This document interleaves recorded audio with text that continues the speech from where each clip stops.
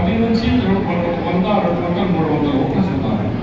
వాళ్ళను కంట్రాక్ట్ కండి. దాని తర్వాత మన విలేజ్ నాయకులు, దాని తర్వాత మండల్ లెవెల్లో ఒకటి కండి. తర్వాత హై లెవెల్లో ఉంటారండి. అక్కడ పోయిన తర్వాత వాళ్ళ ఏం డిమాండ్ ఉంది, వాళ్ళు ఏం అడగబోతున్నారు, వాళ్ళ సమస్య ఏముంది, అన్ఎంప్లాయ్మెంట్ ఉంది, వాళ్ళకు నచ్చజెప్పే కార్యక్రమం మనం చేయాలా.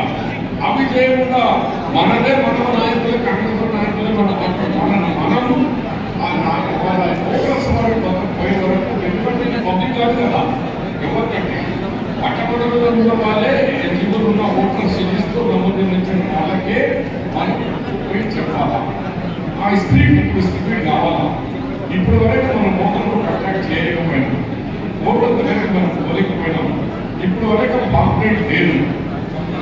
ఇవన్నీ కొంచెం పెట్టి స్పీడప్ చేసి ఎవరి కాన్స్టెన్సీలో వాళ్ళు ఇప్పటి నుంచి ఇక మా మోహన్ రెడ్డి గారు ఇక ఎక్కడ కాన్స్టెన్సీలో అక్కడే మీటింగ్, ఏ మండలంలో మీటింగ్ నో జిల్లా మీటింగ్లో అవసరం లేదు. ఇక కామారెడ్డి జిల్లా కానీ నిజామాబాద్ జిల్లా కానీ ఈచ్ కాన్స్టెన్సీ ఎవరి కాన్స్టెన్సీలో వాళ్ళే, ఆ కాన్స్టెన్సీలో మళ్ళా మండల్ పోయి విలేజ్ వరకు మనం ఎప్పటి వరకు కాంటాక్ట్ చేయమో పట్టణాలకు అప్పటి వరకు మనం ఏదో ఓవర్ కాన్ఫిడెన్స్లో పోతే మాత్రం మనకు నష్టం కలిగే అవకాశాలు ఉంటాయి. ఓవర్ కాన్ఫిడెన్స్ వద్దు. అధికారంలో ఉన్న మనం జీవన్ రెడ్డికి అప్పుడు జిద్దు ఉంది అందరికీ. ఈ అమ్మాయి ఒక్కరు కూడా ఎమ్మెల్సీ లేడు, మనకు కౌన్సిల్లో మాట్లాడేవాడు జీవన్ రెడ్డి గారు వస్తుందని కసితో ఓట్ వేసారు. ఇవాళ ఆ కసి మనం చూపించాలి. 80% మన గవర్నమెంట్ ఇన్ని కార్యక్రమాలు చేసింది. ఇవాళ మనం గ్రాడ్యుయేట్ కాన్స్టిట్యున్సీలో ఓటుకి లేకుంటే ఇలా భారతీయ జనతా పార్టీ మతం తప్ప ఏం చేసింది? మోదీ గారు 11 సంవత్సరాల్లో ఎన్ని ఉద్యోగాలు ఇచ్చినారు? మేము ఎన్ని ఉద్యోగాలు ఇచ్చినాం? బీజేపీతో మనం ఛాలెంజ్ చేస్తాం. మోదీ గారు 11 సంవత్సరాల్లో ఎన్ని భారతదేశంలో ఎన్ని ఇచ్చినారు? మేము వట్టి తెలంగాణలో 56,000 ఇచ్చిన ఘనత కాంగ్రెస్ ప్రభుత్వం రేవంత్ రెడ్డి మాది. రెండోది, తెలంగాణ మీద ఎంత ప్రేమ ఉన్నది మోదీ గారు. 2 బడ్జెట్ అయినాయి. ఒక్క సింగిల్ ఎంపీఆర్ ఇచ్చినవా? గ్రామాన్ని గుర్తించిన తెలంగాణ ఏమి ఇచ్చినవా తెలంగాణకు? నేను ఎక్కువ మాట్లాడకుండా బహుశా మీరు శ్రీయోగంలోకి వచ్చా నన్ను తర్వాత మాట్లాడుకుంటున్నా ఒక మాట్లాడితే బాగుంటుందనే ఉద్దేశంతో మీ అందరికీ ఐటీలో కూడా ఏదైతే కంప్యూటర్స్ ఉన్నాయో దాంట్లో కూడా మనకు అందరూ మన మినిస్టర్ శ్రీధర్ బాబు గారు కానీ కన్సల్ట్ సెక్రటరీ కానీ మన ముఖ్యమంత్రి గారు కానీ వేల ఉద్యోగాలు చేస్తా ఉన్నా.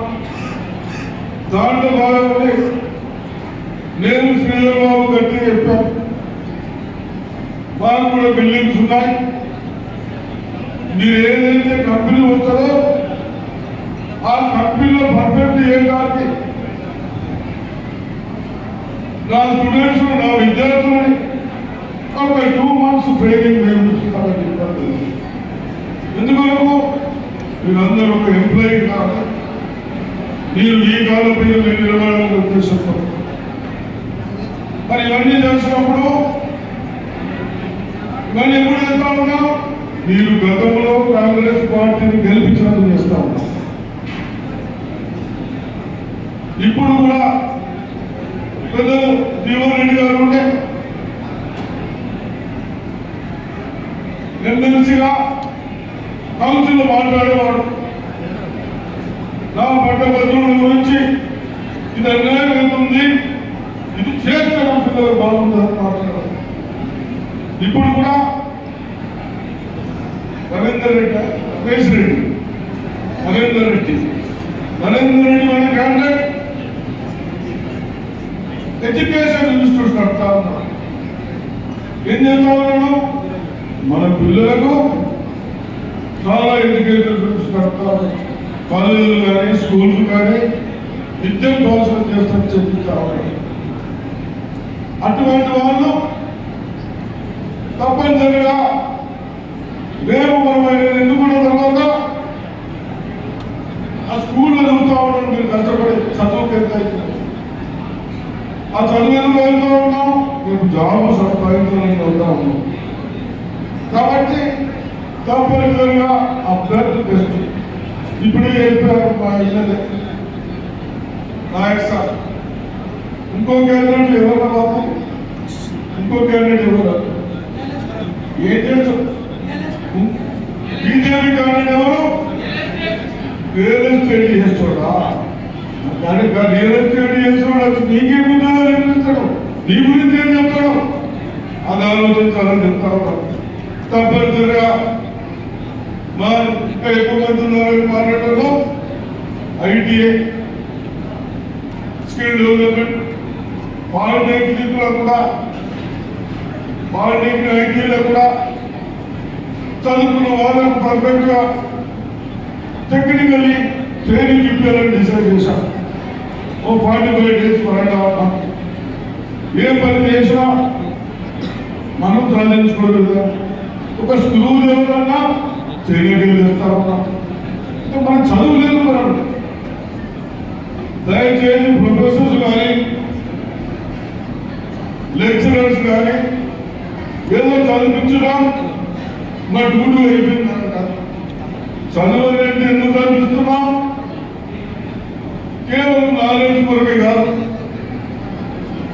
అంటే ఒక జాబ్ చేయాలి, ఒక ఇండస్ట్రీస్ పెట్టుకోవాలి, ఇండస్ట్రీస్ లో పని చేసుకునే విధానం ఉండాలి. కాబట్టి తప్పనిసరిగా మీరు యువకులు, ఆడపిల్లలు కానీ మొగలు కానీ వృద్ధులు రిటైర్ అయిన ఉద్యోగాలు కలిసారు పెద్దగా. వాళ్ళు ఎప్పుడు చెప్తా ఉన్నారు చాలా చక్కగా ఈ ఎన్నికలు కూడా మేము తిరిగి కాంగ్రెస్ పార్టీని గెలిపిద్దాం, లేకుండా మన ఫ్యూచర్ లేదా చెప్తా ఉన్నాం. ఒక్క సంవత్సరంలో 50,000 ఉద్యోగాలు కల్పించిన ఘనత కాంగ్రెస్ పార్టీలో ఉద్యోగులు రేవంత్ తప్పులు చెప్పారు. తప్పదని చెప్పండి. ఉద్యోగస్తులు బాధ్యత సంబంధించిన ప్రమోషన్స్, పదోన్నతులు, పదవీలు కానివ్వండి, ఏమైనా కానివ్వండి చెప్పండి. మన కాంగ్రెస్ పార్టీ ఒకవైపు, మన అభ్యర్థి నరేందర్ రెడ్డి గారు, మన ప్రత్యేక భారతీయ జనతా పార్టీ మన నరేందర్ రెడ్డి గారు ఏమిస్తుందో ఒక విద్యావేత్తగా, ఆల్పోర్ట్ అధినేతగా, ఆల్పోర్ట్ అంటేనే ఉత్తర తెలంగాణలో ఒక బ్రాండ్ అని చెప్పండి, ఒక బ్రాండ్ అని చెప్పండి. ఒక దశాబ్దాల క్రితం ఏమిస్తుందో ఒక మంచి విద్యా బోధన పొందాలంటే ఏ గుంటూరుకో నెల్లూరుకు పోయే వాళ్ళని చెప్పండి. కానీ ఎక్కడికి తరలిపోకుండా చైతన్య నారాయణ విద్యా సంస్థలు సీటు ఏదైతే ఉందో మన ప్రాంతంలో విద్యా సంస్థలు ఏర్పాటు చేసి మన మెరుగైన విద్యా బోధన సౌకర్యం కల్పింప చేయడంతో పాటుగా యువతకు ఉద్యోగ అర్హత ఏంటి? మెరుగైన విద్యా అవకాశాలు చెప్పండి. అటువంటి క్వాలిటీ ఎడ్యుకేషన్ కల్పించి మన జీవితం పట్ల భద్రత అభివృద్ధి చేసే విధంగా మన భవిష్యత్తులో స్థిరపడడానికి ఏదైతుందో ఉద్యోగ కల్పన కలిగేదైతుందో తోడు నిలుస్తున్నటువంటి వాడు మన మిత్రుడు సోదరుడు నరేందర్ రెడ్డి అని చెప్పండి. మరి ఎదురు పార్టీ భారతీయ జనతా పార్టీ గొప్పలైతే నేను కేంద్రంలో అధికారంలో ఉంటున్నాయన, నువ్వు అధికారంలో ఏం చేస్తున్నావు మాకు తెలియదు, కానీ నీ అభ్యర్థి ఏం చేస్తున్నావు కదా ఒకసారి చెప్పిపోయి మాకు ఎక్కడో ఒక పట్టదని చెప్పండి.